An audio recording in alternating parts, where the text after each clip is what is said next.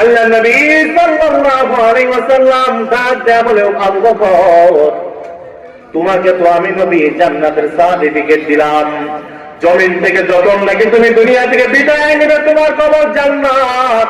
আরে আবু বকর, কেন তুমি নামাজে দাঁড়াইয়া কান্না করো?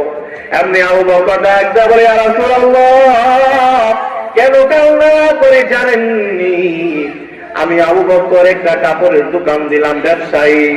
ইয়া রাসূলুল্লাহ, একজন বৃদ্ধ মহিলা 1 মাস আগে আমি আবু বকরের দোকান থেকে একটা কাপড় নিলাম। 1 মাস পর ওই বৃদ্ধ মহিলা এসে জানায়, আবু বকর, তোমার কাপড় আমার পছন্দ হয় নাই, তোমার কাপড় তুমি ফিরাইয়া নাও। আবু বকর ডাক দেয়া, ইয়া রাসূলুল্লাহ, ওই আসরের ময়দানে আল্লাহ রাব্বুল আলামিন ডাক দেয়া, আবু বকর, তোমার আমল পছন্দ হয় নাই, তোমার নামাজ পছন্দ হয় নাই, তোমার রোজা পছন্দ হয় নাই, তোমার যাকাত পছন্দ হয় নাই। আবু বকর ডাক দেয়া, ইয়া রাসূলুল্লাহ, তখন আমি আবু বকরের উপায় নাই, আমি আবু বকর তো জাহান্নামের আসামি হয়ে যাব। ইয়া রাসূলুল্লাহ, এই ভয়ে আমি আবু বকর কান্না করতেছি।